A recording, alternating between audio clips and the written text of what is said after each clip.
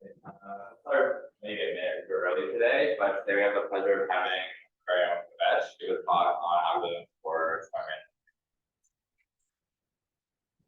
All right. Yeah, thank you all for coming to the talk. So yeah, today I want to tell you about this work on Semirandom planted-clique. This paper has nice Princeton connections. I'm certainly standing at Princeton giving this talk.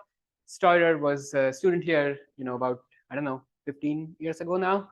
And Rajesh actually is visiting Princeton, but somehow hasn't made it to the talk. But he is in Princeton at the moment. I can vouch for it.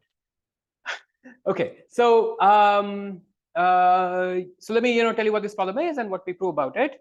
So the starting point is the problem that hopefully all of you have seen before, which is the problem of finding a large clique in a graph, right? And I'm not going to tell you much about it, except for the fact that this problem has a very, very long history. I'm simply going to bottom line what we know in terms of algorithms and hardness for this problem in the very worst case. Okay, so I won't even recommend reading the results as such. Let me just summarize what we know. So on the algorithm side, even if I guarantee you that the graph you're looking at has nearly linear size clique, meaning a clique that basically includes essentially a linear number of vertices in the number of vertices of the graph itself, you can only find something that contains polylog n vertices. So it's like in some sense factor of n over polylog n approximation, if you will. And NP hardness results that we know at the end of a long sequence of works basically rule out anything substantially better. Okay, so the bottom line is that the problem seems kind of hard, and if you're an algorithmist, it might even disappoint you that there is so little room for algorithmic innovation. Okay, so what do we do? What do we do if a worst case problem turns out to be super hard? Well, we try to understand if we can actually get new ideas for algorithms by looking at restricted instances of the problem. Like maybe we can't win for every instance in the world, but maybe if we make like some reasonable assumptions, it would inspire new heuristics, new algorithmic ideas for finding large cliques nevertheless. Okay, so the most well-studied approach in this context is looking at average case models. And let me tell you, in some sense, the most well-studied average case model for the clique problem. So this model is called the planted-clique problem. If you search on Google, you will get hundreds of results about it. I think 100 papers might actually have been published on it just last year. So it's a model that actually goes back to Karp, who realized that the clique was a very hard problem to solve and was already asking average case versions of the clique problem about 4 or 5 years after NP completeness was discovered. This model itself came up in independent works of Mark Jerome and Kothari from the early 90s. The model is as follows. Okay, so this time you're going to be given a graph which is generated as follows. You first choose a uniformly random graph where every edge, for example, is present independently with probability half. Okay, then you choose some k vertices and complete the clique on these vertices. So some of the edges may not be present in the graph. You just add back those edges to introduce a clique of size k. And the goal, the question, is to find the planted clique, the clique that we actually planted in the graph. Okay. Now it turns out that as long as the clique you add has size at least 2 times log n, the added clique with high probability will be the unique max clique in the graph. This is because Gn1/2 does not have a clique of size more than 2 log n plus 1. There are actually super concentration results about this quantity. So we know very precisely what the max clique of a random graph looks like. It looks like 2 log n or 2 log n plus 1, literally those two numbers. And then if you add something which is larger, then it will be the unique max clique. So it is legit to ask you to find it. And you can actually do this in quasi-polynomial time, because you can just look for, let's say, 2 log n plus 10 size cliques.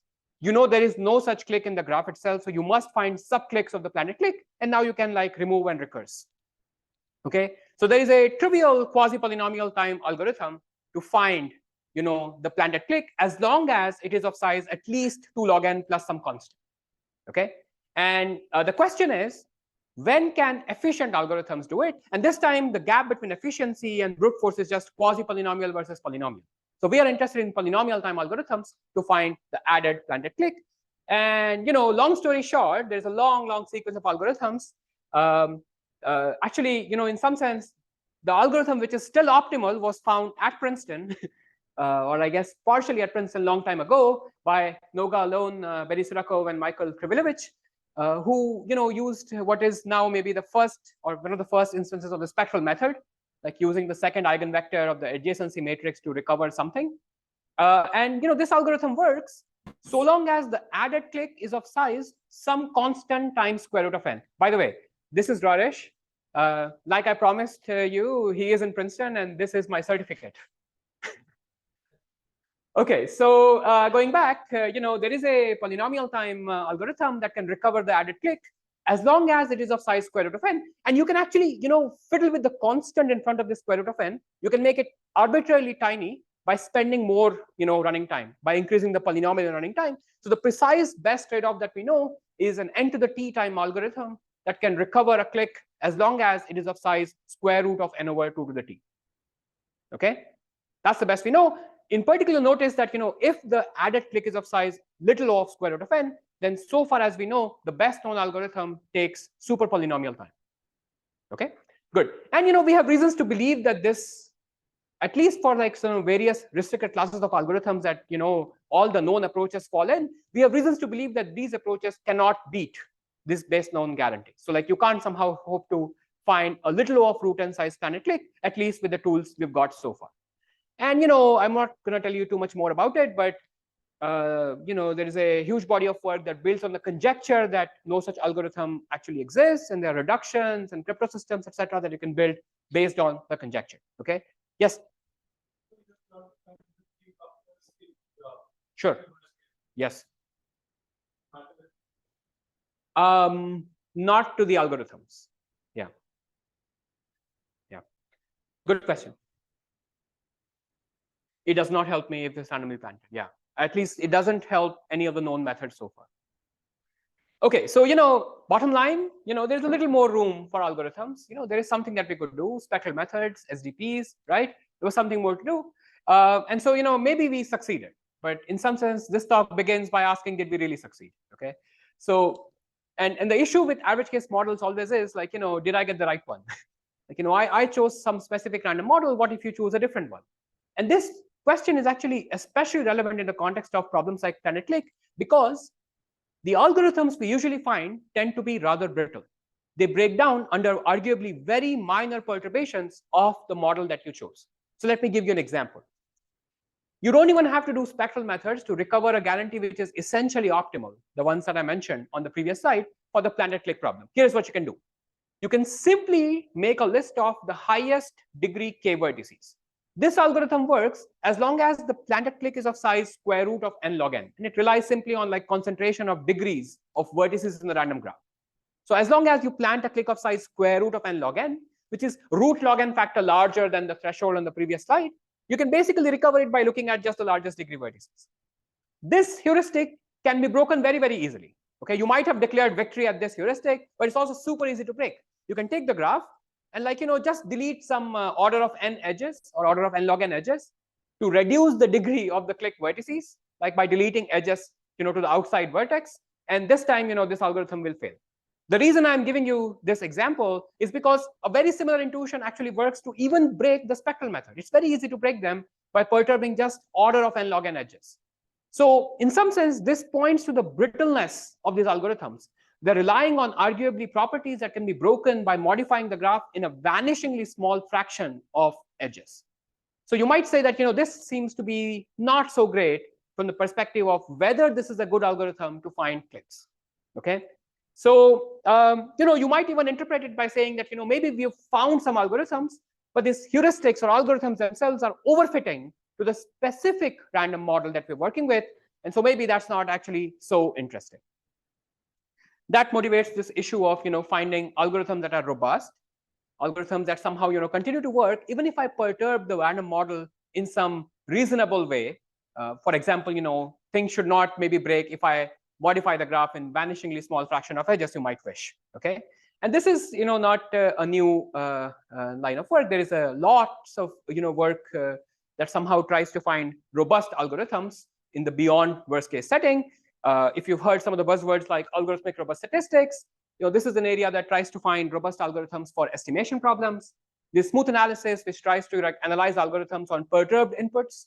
And then, today I'm going to tell you about the third approach, which is to look at semi-random models. Okay. Any questions so far? Good. So let me, tell you a little bit about semi-random models. These have a long history again. I think maybe they go back to this very nice paper of Blum and Spencer that defined such models for graph coloring. And then, a paper of Feige and Kilian, which really generalized the models and introduced several new ones, and argued why they're interesting, gave new algorithms, and so forth. And the very high-level idea of semi-random models is that a adversary and a benign random oracle are going to collaborate to construct an instance for you. Okay, so the planted-clique can be thought of as like a benign random oracle, like it generates some graph randomly with some like simple process. But then an adversary is going to come, look at the graph, and do some tinkering with some restrictions on it. And then your goal is to somehow find an algorithm that works even with this tinkered graph. Okay, so such models are actually very well studied for various combinatorial optimization problems now. So coloring, CSPs, clique, community detection, etc., etc. They usually make the simple algorithmic ideas we have in the average case break, and therefore become more challenging. But the good part is that if you actually design algorithms in these models, you might have slightly more confidence in the sense that these algorithms are doing something more interesting, than just using degrees or spectral methods, which are brittle heuristics. Okay, so this is a major thrust in beyond worst case analysis. There is a whole third part or whatever of this edited volume of Gardens focused on semi-random models, including some semi-random models for clique and all. There are chapters in that you can actually take a look. Good. So that was like just a simple introduction, basic introduction for the semi-random models. Let me now tell you the specific model I'm going to look at today for the clique problem. Okay. So like I told you, to construct a graph in this model, a benign random oracle and a adversary, a worst case adversary, are going to collaborate. Okay, so the graph will be chosen in 3 phases. The first phase is where like the benign random oracle comes in. That oracle simply selects the planted-clique model, like simply selects a graph from the planted-clique model that we saw earlier. So draw a graph from G and 1/2 distribution, add a clique, let's say on vertices S star, and that's your graph. Okay. But now in steps 2 and 3, an adversary is going to come and look at the graph and modify. I'm going to define these 2 steps as like some adaptive addition and adaptive deletion steps. The adaptive addition steps basically does the following. It can look at any pair of vertices such that neither of the 2 are in the planted-clique, so both of them outside of S star, and then add any edge on it if it does not already exist. Okay, so you can add any edges in this blue part of the graph. Okay, the third step, the adaptive deletion step, allows you to delete any edges as long as the edge is not completely contained inside S star. Meaning this time you can delete any edge, even an edge that is incident on a vertex of S star, as long as both its endpoints are not in S star. So you are allowed to delete in particular anything in the blue part and in the red edges going in the cut defined by the planted-clique. Okay, did that make sense? Let me describe the same model equivalently as follows, just to like maybe develop some intuition about this model. So you can think of choosing a graph in this model as a sequence of following 4 steps. You first click choose a click on some vertices S star. Okay, this time you're starting from an empty graph, so you added edges on S star. Then you choose the edges in cut of S star randomly. So each edge is present uniformly, randomly, and independently with probability half. Then you adaptively add a worst case graph on V minus S star, meaning both endpoints outside of S star, and you can delete any edges in cut of S star. So just to be sure, at the end of this process, the graph on V minus S star is entirely worst case. It could be worst case hard instance of clique. It could be an integrality gap instance, whatever you want. The only randomness that exists in the graph that I've sampled is in the cut defined by the planted-clique. And that also is subject to deletions of edges. The restriction is that I cannot add edges. If I was allowed to add edges, then I would get a worst case instance of clique problem. Okay, is the model clear? Yes. Excellent question. Yes. So what Amirali is pointing out is that, I might add a huge clique to V minus S star, in which case, the planted clique may not even be the maximum clique. So then, we are even struggling to define what the goal should be. Our goal would be more interesting. I'll come to it in a moment. Okay. But before we go and answer Amirali's question, let me just point out that if I don't do steps 2 and 3, trivially, I'm in the planted clique model. So I'm generalizing the planted clique problem. If I actually omit step 2 and only allow deletions of edges, it turns out that this itself is a model that Feige and Kilian had proposed, and there's a lot of work on settling the algorithmic complexity of various problems in this model. It's called the monotone adversary model. In this model, you can only delete edges that are not completely contained inside the clique. And the reason this monotone adversary model is often also called a helpful adversary, because in some sense, if you delete edges, you cannot introduce new cliques. Okay. So in some sense, at least in this model, there is no larger clique that's allowed to be produced. So at least the max clique remains the added clique S star, right? It turns out that there is something more that's true, that if your instance was not an integrality gap to begin with, it cannot become one by deleting edges. So this is what I mean by saying that you can't actually even introduce new pretend cliques by deleting edges. If that comment is not absolutely clear, don't worry too much about it. But it's already enough to break this degree algorithm or spectral algorithms or whatever. So it was somewhat interesting. But this was already settled back in 25 years ago or something, where people argued that despite the fact that degree or spectral algorithms are brittle, you can analyze the basic SDP relaxation for the problem and prove that that remains robust even to these deletions. Actually, now there is at the end of the talk, I can give you a 2-line proof of this result, but at the time, it required effort to prove this, so it's a paper. Good. So coming back to our model, this is actually still more challenging because, like Amirali already observed, planted clique may not even be the max clique in this model. Blue part of the graph can actually include worst case hard instances. So if you were to write it as ZP relaxation, you might trivially have an integrality gap because the blue part itself contributes integrality gap, right? So yeah, so what's our goal going to be? So let's at least make a sensible goal. Okay, if I ask you to find the max clique, then it's as hard as worst case. So I've not really changed anything. Okay, so instead, I'm going to ask you to find a k clique in the graph, where k is the size of the clique I actually added. Okay, so if there is a much larger clique, I don't care about it as long as you find me a k clique. I can make the goal a little bit harder, or a little bit more estimation-like, by asking you to actually identify the planted clique. Now, the issue with identifying the planted clique as such is that it may not be unique.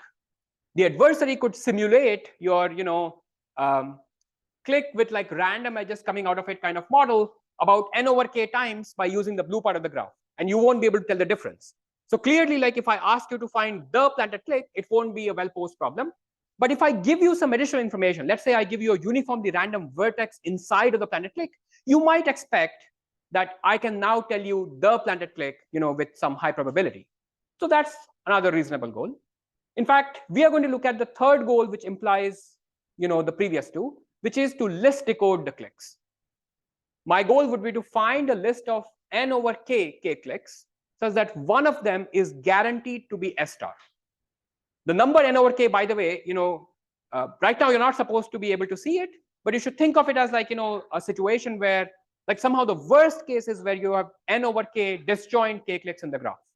Okay, and somehow we are saying that this is the worst case. I can give you always a list of n over k cliques, so that one of them is guaranteed to be S star. That will be my goal. Does that answer your question, Amirali? Any other questions so far? Yes. Sure.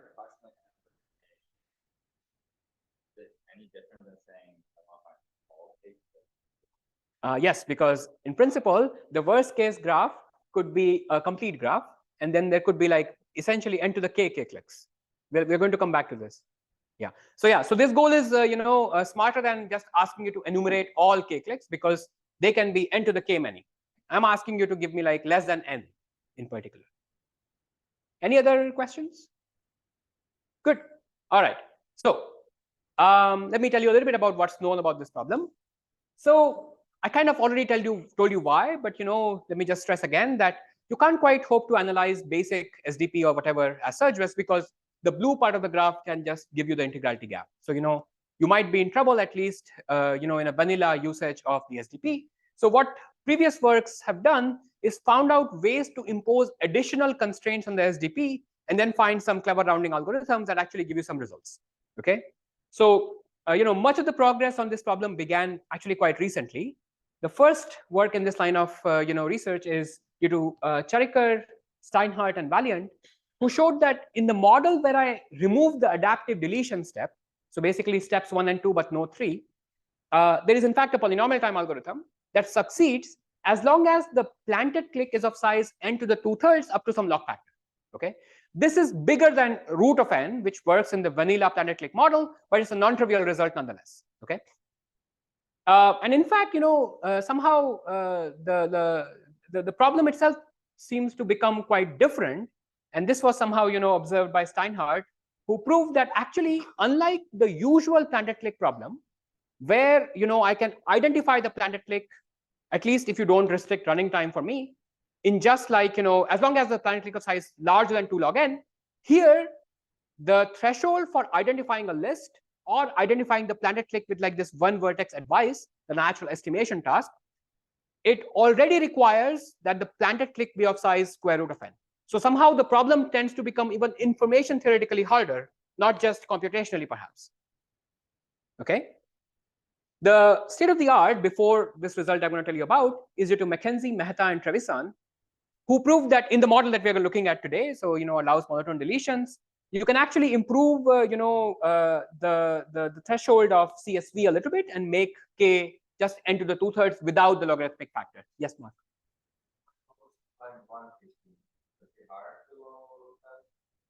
We don't know. It could be, but we don't know. Not really. So, there are NP hardness results. This was, in fact, one of explicitly stated goals of Feige when he introduced semirandom models, that, the average case, but there is sufficient worst case features that you could hope to do NP hardness reductions. And he actually managed to do it in regime where you're working with the analog of the model, but, the probability half is replaced by something very close to D, constant over n.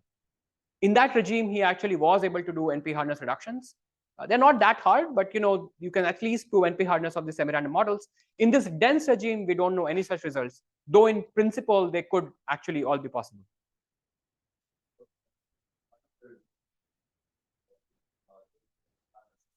Yes. How much of that survive? So this is a nice hardness assumption, I suppose. But I wanted to talk about approximate Nash where you use this model. In some sense, yes, because you could just ignore steps 2 and 3, right? It depends which way you're. If hard, then You're reducing planted clique. Oh, very good question. Very good question. You're saying like, can I start from this model and reduce to Nash? I haven't thought about it. It's a good question. if planted clique is a hardness assumption. Good. That's a great question. Yeah, I have to think about it. The Nash thing might work, but I don't want to promise. While I'm standing here, it's a good question. It's a very good question. Yeah. Any other questions? Okay, good. So that's the state of the world. So just to summarize, basically even information theoretical problem becomes a little bit harder. And if you ask me for algorithms, it seems like all these previous works tend to get stuck at around root of n if you ignore polynomial, so polylog n factors. And in fact, I'll come back and tell you, there is also an explanation now for what was really happening with these works. So they suspected that there might be a barrier here at n to the 2/3, like maybe the problem is actually really different. It turns out that it isn't, but there is something real that's happening at n to the 2/3, and I'll come back to it, when I tell you the ideas in this new result. Okay. So, given this state of the world, Steinhardt and then Feige explicitly asked this question of whether this problem is harder than planted clique or whether there is actually an algorithm. They were non-committal. I don't think they conjectured like a specific side of the answer, but so that's the question that we're going to look at today. And in fact, we're going to make some progress on resolving it. So we are going to show that you can actually approach root n. So basically, for any epsilon, I'll give you n to the 1 over epsilon time algorithm that will succeed as long as the planted clique is of size n to the 1/2 plus epsilon. So at least, you know, I can get arbitrarily close to root n in the exponent. I can't quite get literally to root n polylog n at the moment in this result. I'll come back to that also towards the end. But, you know, I can at least approach the threshold of the average case problem. Okay. So, you know, I want to just make some comments about this result. Not all of them will be super understandable at the moment. So feel free to ignore some of them. So, you know, the algorithm is based on the so-called sum of squares method, which Amir knows way better than me. It's a way to like somehow construct tighter and tighter SDP relaxation by starting with a basic one. And, you know, this is an example where like some level 1 over epsilon of this hierarchy of SDP relaxations turns out to actually give you non-trivial results. It's in fact, you know, one of the very few examples of combinatorial optimization problems where higher constant levels of SOS seems to help. There are many such examples now, by the way, for estimation problems. So this is like the situation has changed in the last 10 years. There are lots and lots of works that actually can do non-trivial things with constant degree sum of squares for like estimation problems. But I can't think of many combinatorial optimization problems. So this is like one nice example. Now just to like, you know, compare for the fully random planted-clique, you know, I told you earlier, just a reminder, you know, there is essentially no gain that you get by going to higher rounds. You only can like shave off constant factors in the threshold, you know, here. But, you know, in the context of our result, we are actually able to make, you know, polynomial gains by going to higher rounds. Again, this is a comment that may not be super understandable, but it's more like an invitation. So much of this algorithm actually, at least, you know, one core part of the algorithm relies on like a framework for what is called list decodable learning, which, you know, we developed in the context of problems in robust statistics. So, you know, if you thought estimation problems and optimization problems are different, well, you know, maybe not so much. You can borrow a lot of stuff that you know, do for estimation and import it here.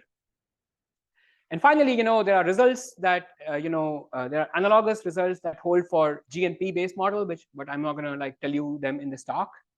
And, you know, there are some lower bounds in some weak models that suggest that maybe some different algorithms might be needed, different kind of ideas might be needed to improve on it. Though, you know, the evidence I would say is maybe somewhat weak. Good. So so you know, I'll pause and see if there are any questions about the results, and if not, I'll tell you a little bit about the ideas in the proof. Okay, good. All right. So let me remind you of the model again, right? So you have like, you know, these 3 steps, a planted-clique, like a usual random planted-clique model. Then you adaptively add any edges which don't touch S star, and you can delete any edges as long as they're not entirely inside the planted-clique. Okay, that's the model. And our goal is to list decode. Okay, our goal is to find an n over k size list of k cliques that contains S star. Good. All right. So now I'm going to tell you how we designed this algorithm. And you know, first I want to like, you know, apologize. If you have taken an algorithms class, then this algorithm will look quite different. It's an algorithm that you might see in a complexity theory class, which is maybe also the right way to think about it. So I call this, you know, so there's like lots of algorithms of this sort now. So I call them a certificate's first approach to designing algorithms. You'll see one of them in action today. So the idea is that you start by simply rejecting the notion that running time is important. Okay, you actually try to find, you know, an inefficient algorithm that can solve the problem. And, you know, we'll try to see why this already is somewhat of an interesting / non-trivial goal. And, you know, we'll make a key connection to certain certificates for biclique problems while doing this. Then, you know, I'll tell you how to solve these certification problems in 2 different ways and point out why there was a barrier at n to the 2/3. It relates to like, you know, use of spectral certificates, which are very natural in this previous works. And then I'll give you like, in the last 5 minutes, I'll give you this very simple idea that basically breaks through this barrier of using some geometric certificates. Okay, this is the plan. Good. So let's maybe first see the inefficient algorithm. Okay, so like I told you, you don't care about running time anymore. Suppose I did not charge you at all for how much time you take. I just want you to find a small list of k cliques. How might you do it? Okay, so one thing you might actually, you know, imagine doing is simply write down the list of all k cliques in the graph. But this, you know, we kind of already discussed is going to be troublesome because, you know, for all I know, V minus S star is a complete graph or something close to it and has exponentially many k cliques inside of it. So if I wrote down the whole list, that might be too long a list. Might not even be close to n over k.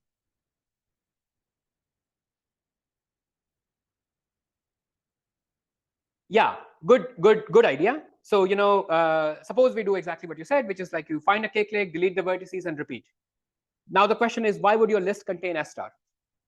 Maybe you chunked up S star into like, I don't know, 100 different buckets, and S star itself basically had a negligible intersection with anything that you actually reported in the list. So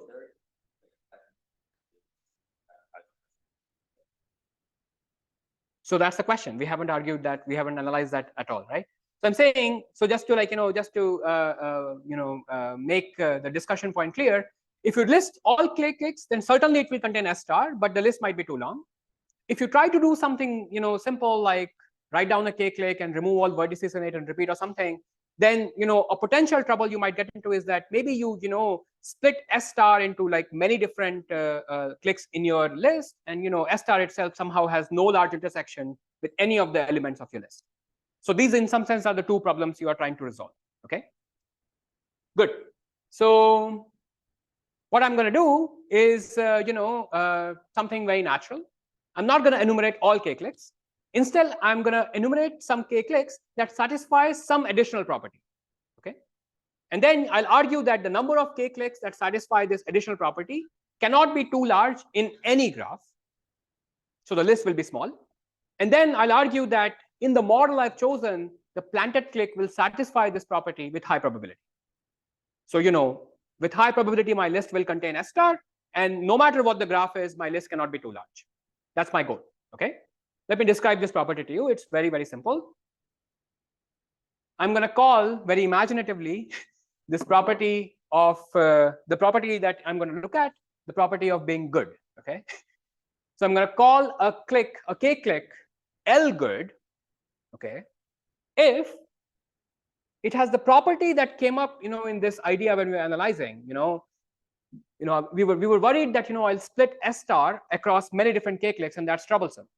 So this property is trying to get to the heart of it. Okay, a k-clique S in G is said to be L good if for every other k-clique T, basically the intersection of S with T cannot be larger than L. So as stated, if the intersection happens to be larger than L, then S must equal T. So any other k-clique, it's either equal to S itself or its intersection is no larger than L.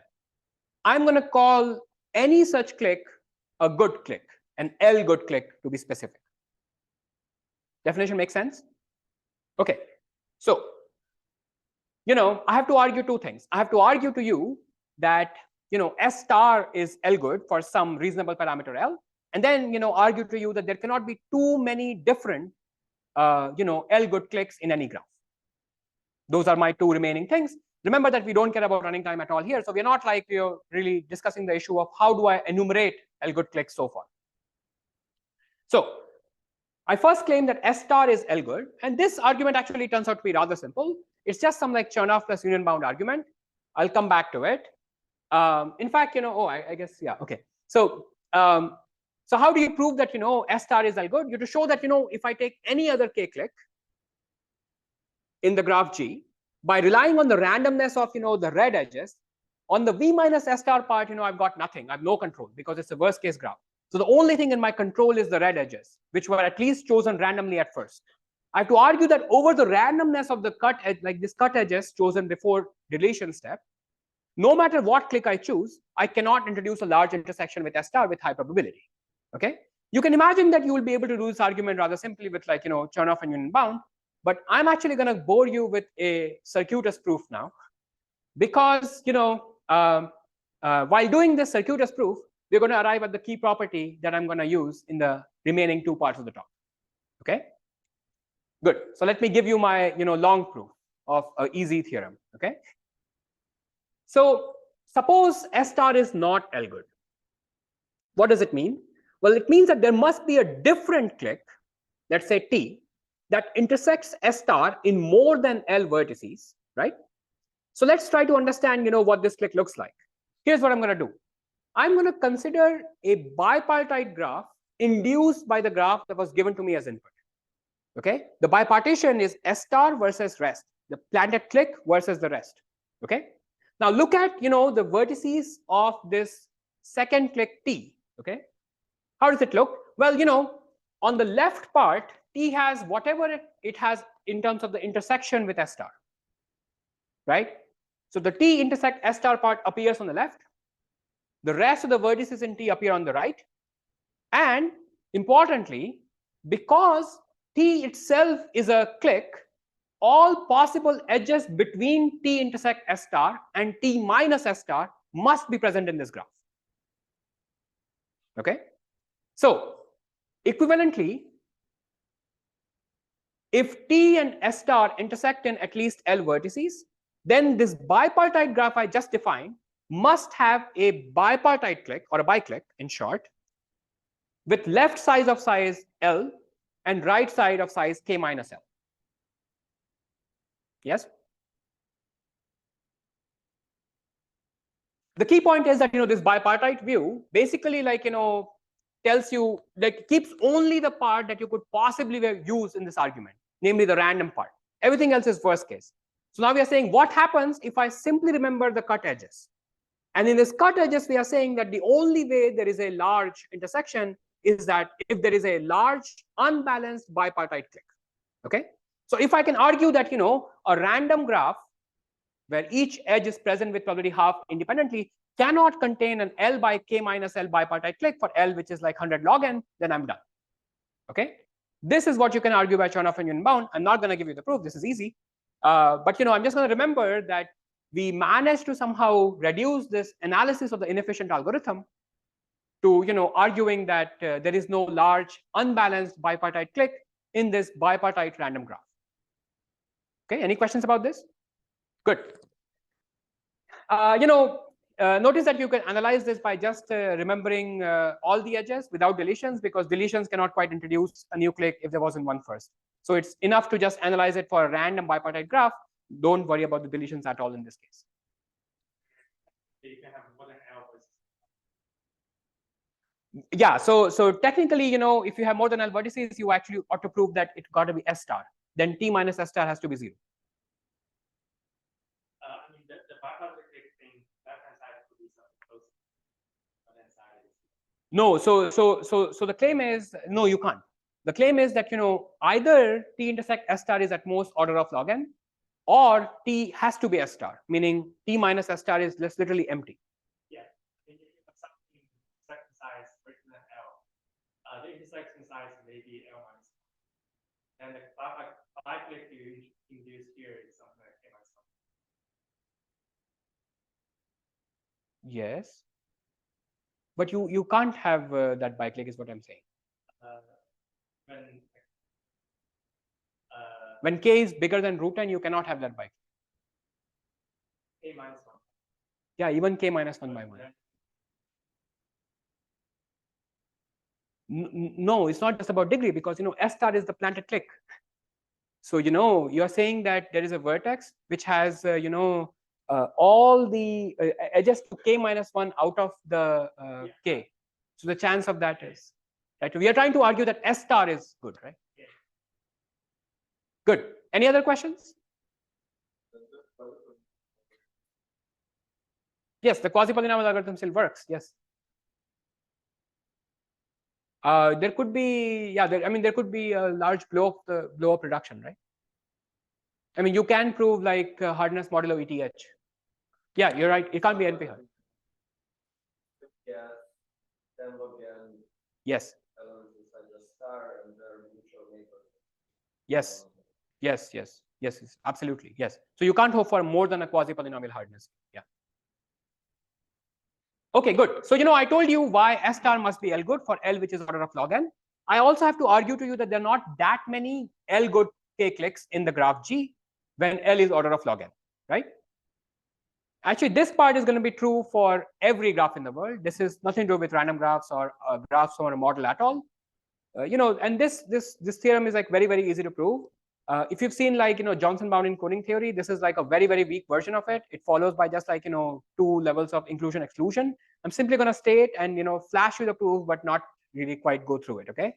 It simply says that if I take the list of all L good K cliques in the graph, and K happens to be larger than some constant times square root of NL, then the number of such cliques cannot be more than about n over k.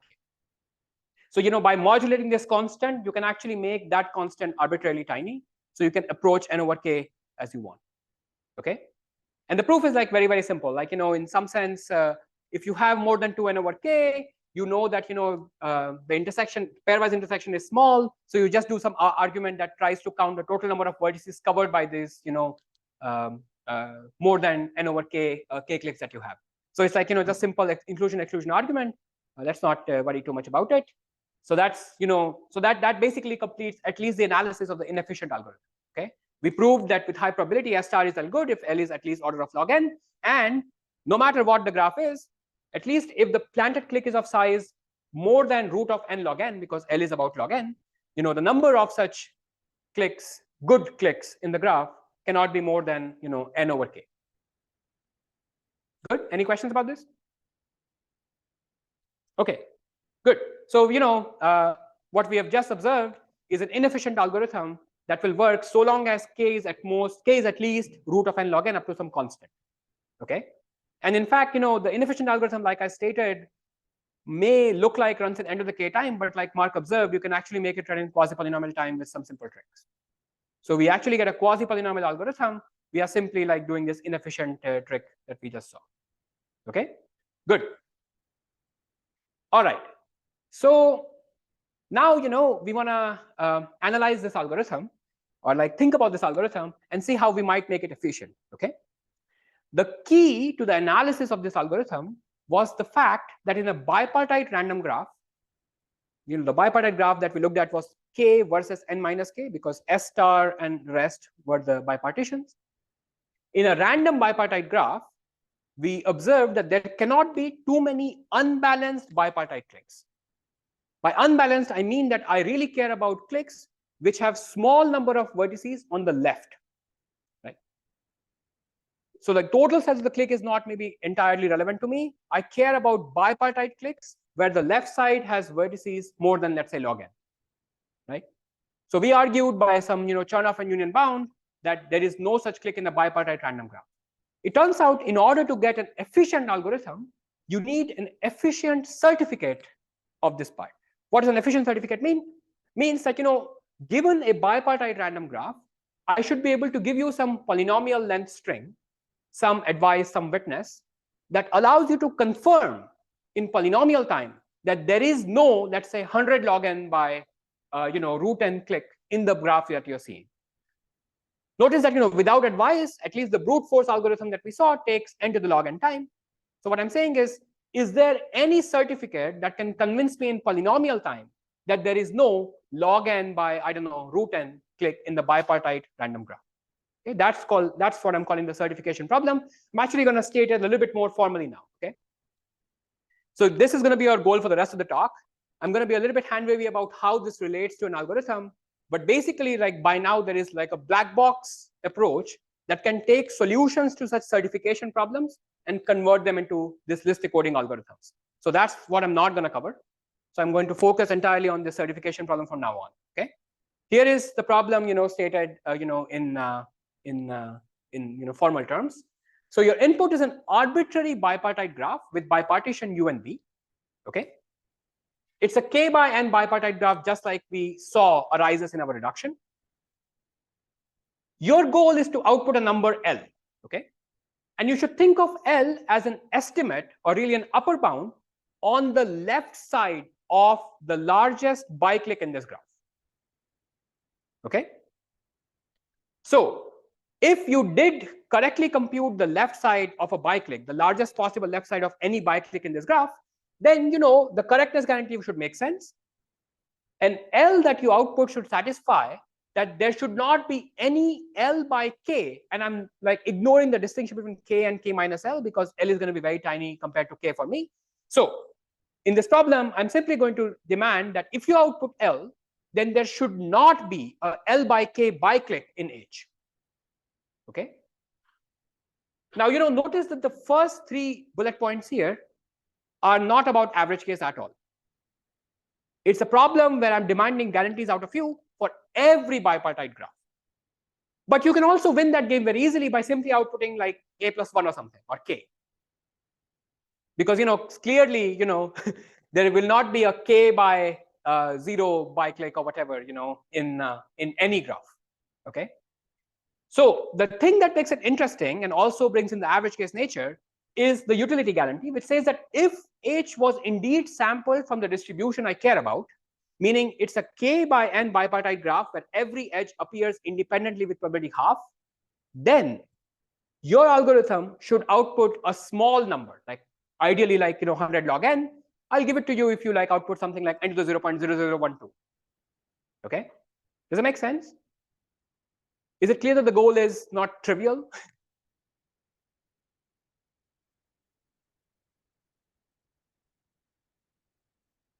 That's because n and n minus k are very similar for us. So I'm just trying to like abstract out and not remember cumbersome notation.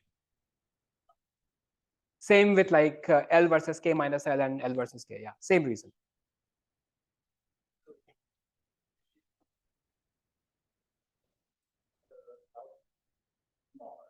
L should be like log n, right?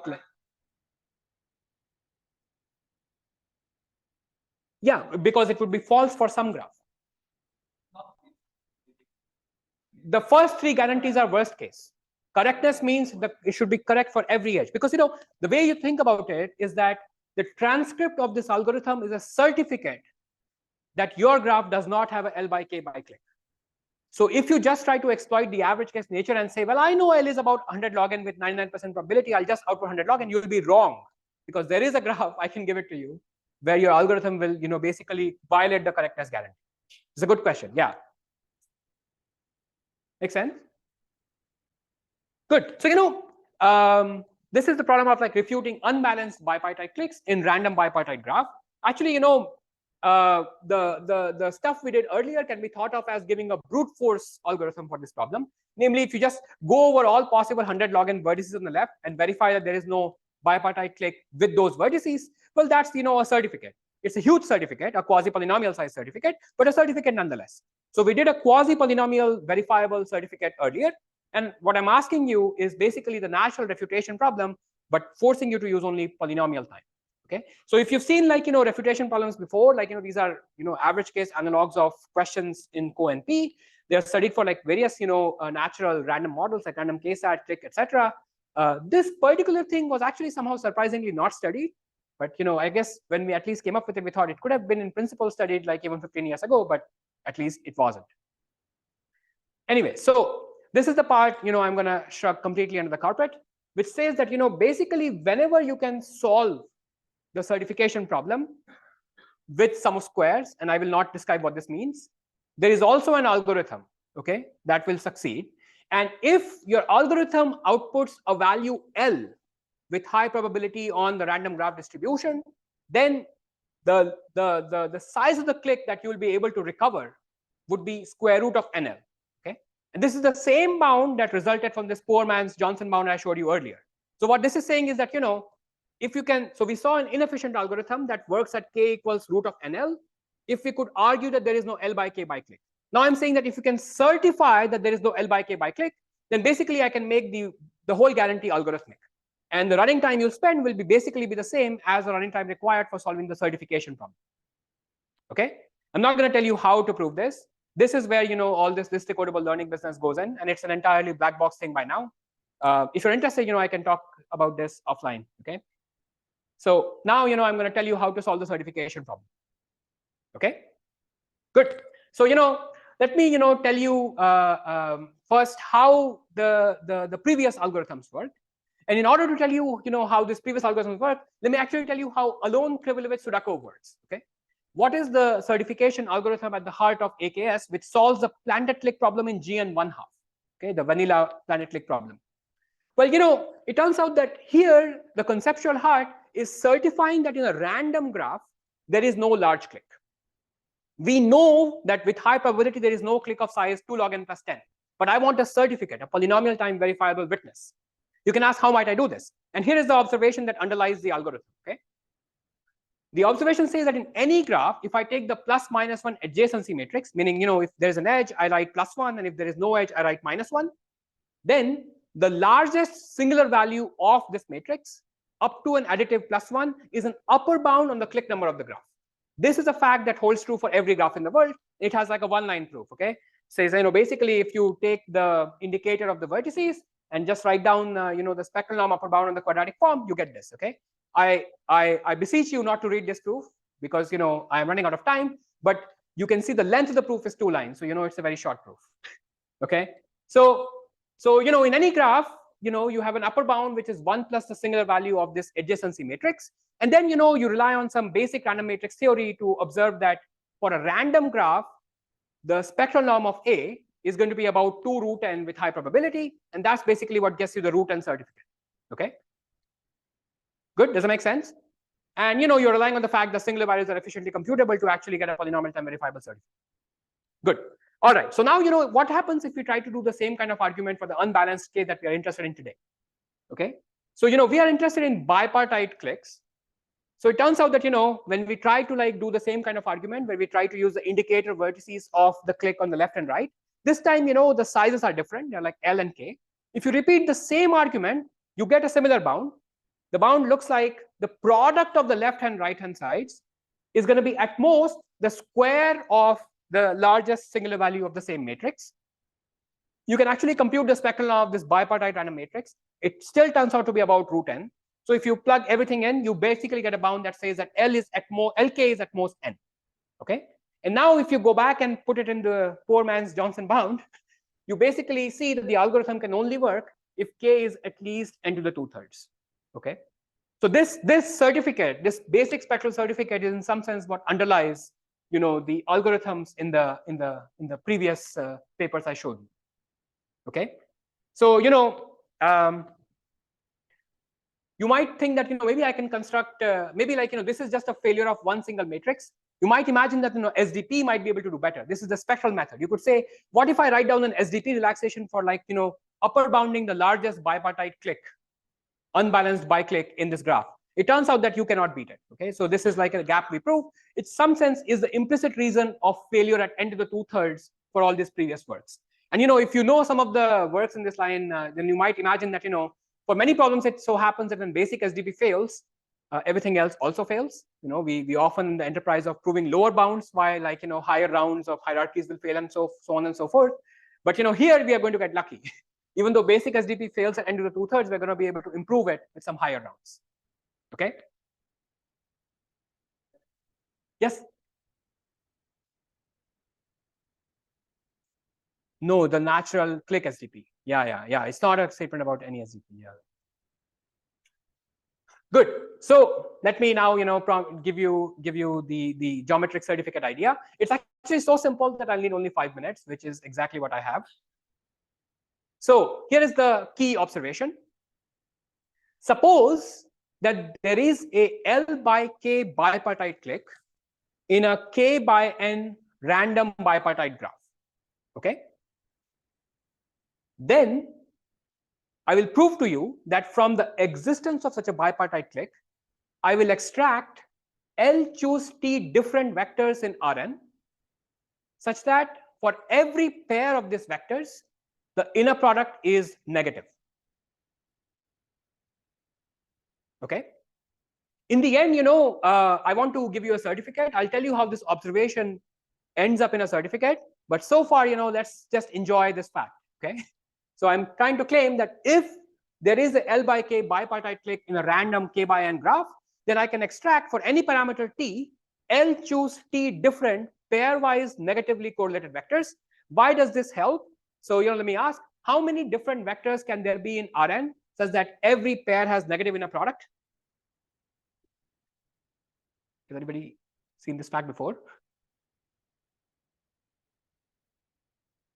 Okay, so this has like a very, very simple proof, and it's very useful fact that the number of vectors in Rn which are all pairwise negatively correlated, you basically cannot beat the standard simplex, which is n plus 1 points. So there are no n plus 2 vectors which are all pairwise negatively correlated. Okay, so what does that mean? Well, we can take this observation, we can plug in the bound that L choose T therefore must be at most n plus 2 or n whatever, right? Which basically amounts to saying that L must be at most n to the 1 over T. So now, if I choose T to be 1 over epsilon and, If I choose t to be 1 over epsilon, then I basically get that L cannot be more than n to the epsilon. Does it make sense? Good. So,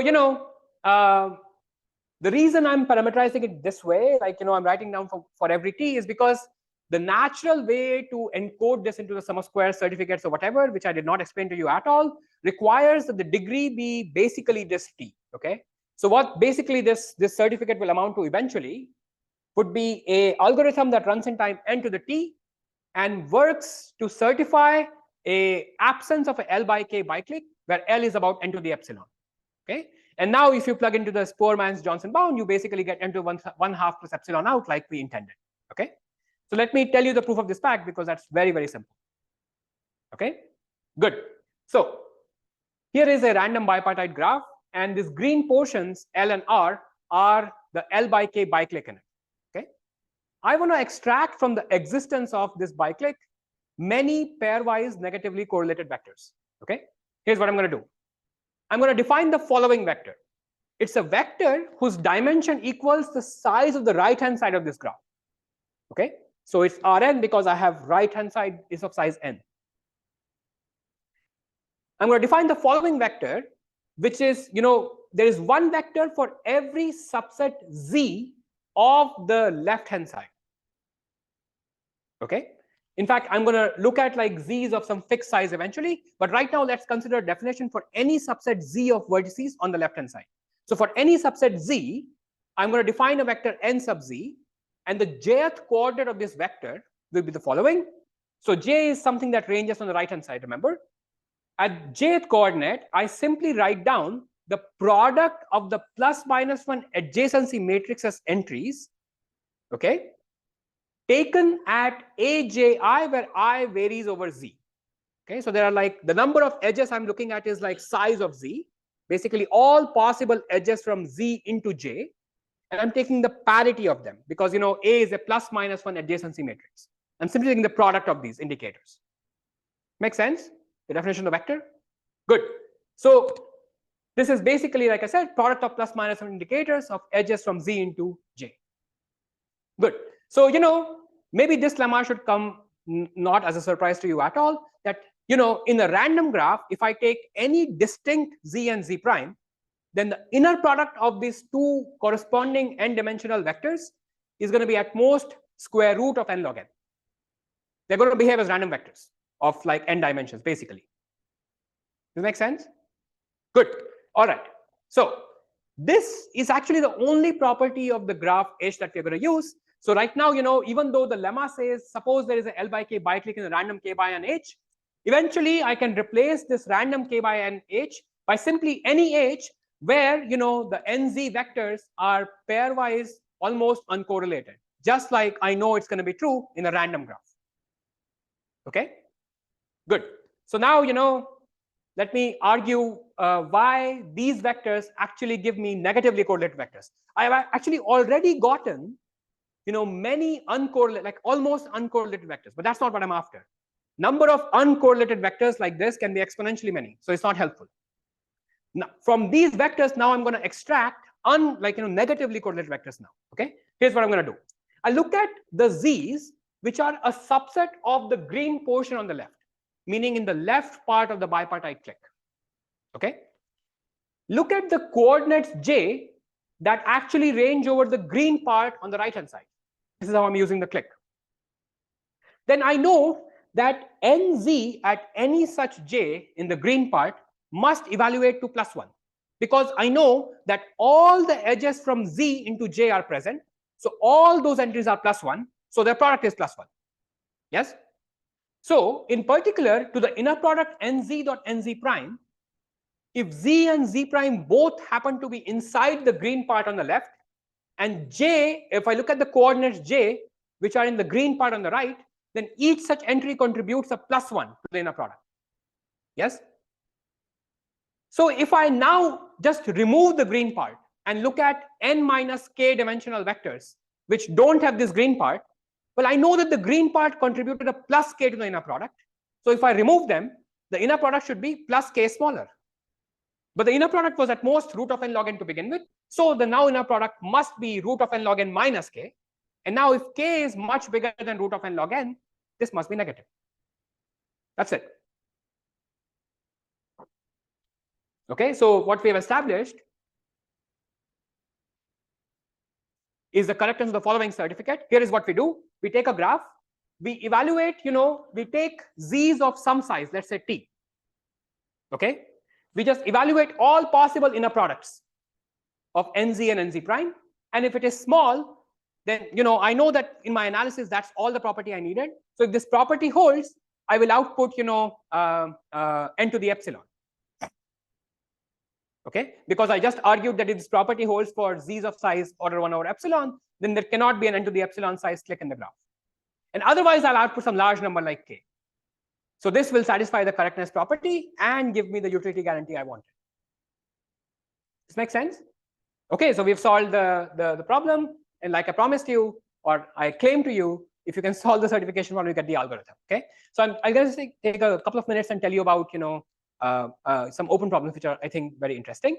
So first of all, just to summarize, we can approach the threshold even in this Semirandom model, but it's natural to ask, can we actually go all the way to root n polylog n? We actually don't know how to do this yet, but in a new result, which I don't have quoted here, but in a new result with Pravesh, Jarek Blaziok, and David Streuder, we can actually get this result in the model without monotone deletions. In the model that I presented to you today, this is still open, but at least in this slightly weaker model, we can get a new algorithm which does not even use an SDP, but can match root n polylog n now. That's good. So one thing I like about this result is that it's kind of like telling us a little bit about what makes the task of finding cliques hard. A priori, depending on how you think about it, you might imagine that the hardest of the clique comes from, like, I don't know, the configuration of the whole graph. But now it's saying that the hardest of the clique actually comes entirely from how the cut of a large clique looks like. The rest of the graph somehow doesn't matter. If the cut of the large clique is randomish, then you will actually be good, and otherwise you'll be in trouble. It's kind of nice because it is some instance dependent property that seems to govern whether finding large cliques is easy or hard. And there are some other examples of such results in literature, which I'll maybe skip at the moment. Good, yeah, higher constant degree relaxation can be useful, and non-spectral certificates can often be quite powerful. So just in terms of open problems, this is one I guess I already told you. There's actually an even harder Semirandom model that Feige asked. Feige asked lots of questions, so it's kind of nice. Here is a question that I've been asking at least for 2 years, and it seems very hard. So he says, take an arbitrary graph. Okay. Now take k random vertices in this graph, and let's say add all the edges to complete the clique. He asks, can you find a large clique in this graph? Okay. There is no randomness in the cut, etc. anymore. The only randomness in the model is that I'm planting a clique in an arbitrary graph on a randomly chosen subset of vertices. And what he's asking is, does this make the problem easier? Okay. So we don't know any result about this model. In fact, I asked Feige, and he suspects that this is NP hard in some way, but we don't know how to prove that either. Huh? No. Because we don't have any properties of the cut defined, or at least we can't, I don't know how to infer any reasonable property of the cut defined by this random set of k vertices. We need, like, some randomish property of the cut for this algorithm to work. The graph is arbitrary. The graph is completely worst case. Okay, so we made this whole talk about average case and beyond average case models, but you can actually go back and ask worst case questions, and they are widely open. I just wanted to highlight one question, okay, which is very interesting. Suppose I give you a graph, which is promised to have a little bit less than half n size clique, so 0.49 n. Okay, Unigame's conjecture tells you that if you believe in it, then it's going to be NP hard to find a clique of size small constant times n. On the other hand, the best algorithm can only recover polylog n size cliques even in such a graph, even though I promised to you that the max clique is of size nearly half. My question is, can you actually do better? Can you find, let's say, near linear size cliques in a graph when I'm promised to have a near half size clique?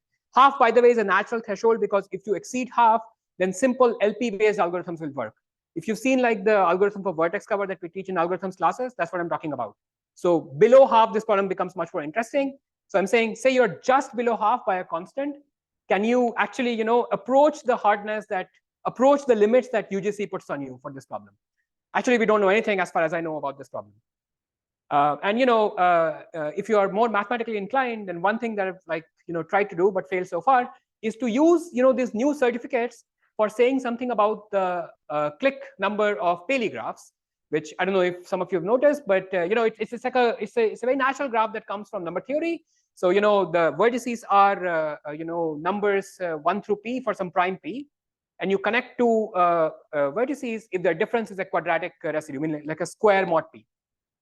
And it is conjectured that these graphs are Ramsey-like, and in fact that they have no clique or independent set of size polylog n. But the best bounds we know are ridiculously bad. They are root p, and the root p actually is based on the spectral certificate I told you before. And just to tell you, how desperate this area is, for the longest time, the best bound we knew was like root of p over 2. In fact, like even before, like 10 years ago, I think the bounds were like root p minus 1 and then minus 2. So people were shaving off additive constants. It was a big breakthrough about 3 years ago or 4 years ago. Hansen and Petridis. It's a very non-trivial paper that uses like this exponential sums. They obtained a bound of square root of p over 2 minus 1.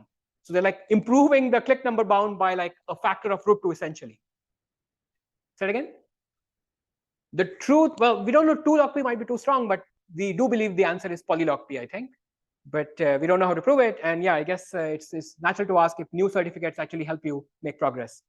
All right, good. So yeah, I think this is part of like a broader line of work where we somehow start from average case, but then try to like relax our assumptions and try to get algorithms that work for less and less restricted instances. Lots of cool questions and interesting connections to other areas like combinatorics and all. So yeah, come talk to me if you're interested. Thank you.